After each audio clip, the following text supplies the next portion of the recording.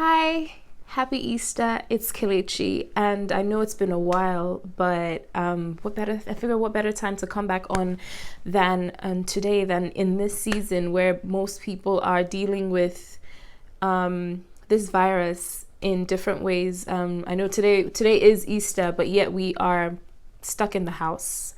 This is not something that we're used to, having to be in the house on Easter, not going out with family, not being able to spend time with family as a whole. And some people can't because they have lost family in this time. And so today I just want to come to speak to that place of hurting and pain that most people are experiencing right now. And I never want to invalidate what anybody's going through, because people have been hit in different ways as a result of this virus that has hit our world currently.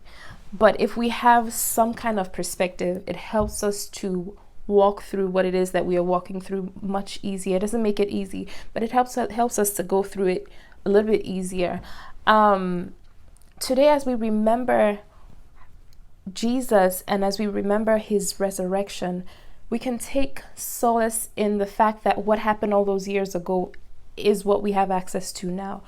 If we think about it, leading up to today, leading up to the day that Jesus rose, all his disciples could see was death. Here Jesus was, he had been crucified on the cross, he had been beaten to death, he had been mocked, shamed, he was bleeding, he was pierced, all these things happened, and then he died. And everything that he had come to understand, everything that he had come to experience was dead. And for 3 days, all they saw was death. And it looked bleak to them. It looked like, okay, everything had ended. This was supposed to be the Messiah. And then nothing, gone, right? And it could have been very tempting. And I'm sure they were, because it says that they did not believe when Mary Magdalene had come in contact with Jesus and had come to them and said Jesus had risen. They did not believe because of what they had seen, because of the evidence present to them. It was difficult for them to conceive that life, had come up out of this thing. But yet here Jesus was. He had resurrected just as he said that he would. He had conquered death.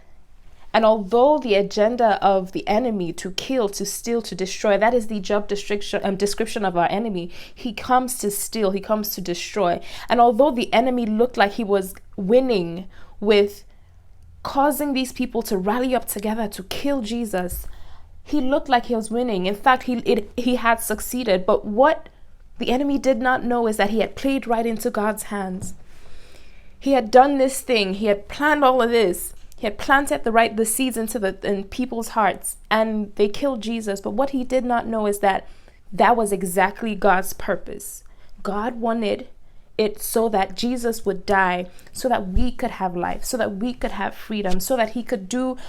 He was writing this redemption story. He was bringing salvation, deliverance, resurrection.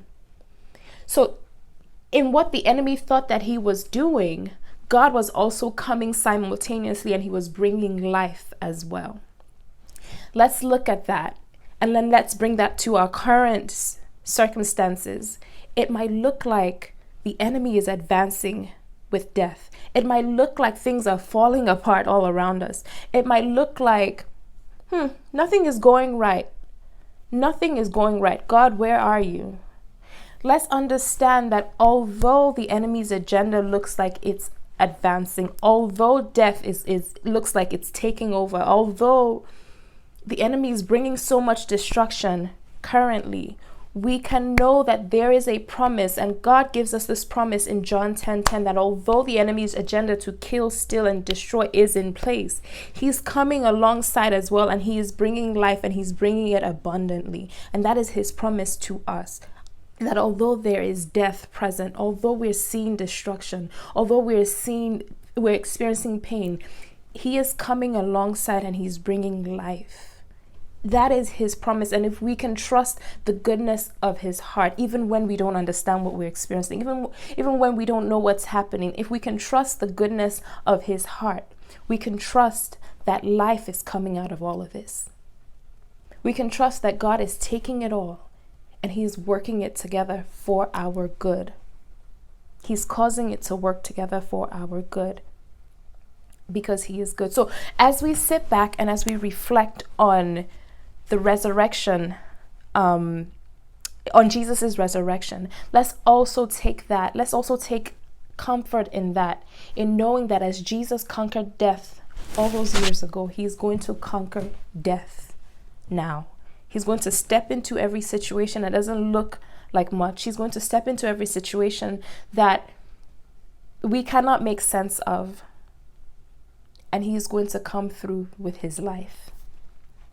So I pray that you all just have a wonderful Resurrection Sunday. Even if you are not with family, I pray that you, in reflecting and just spending time with God, that you are able to come out just comforted and full of life. All right.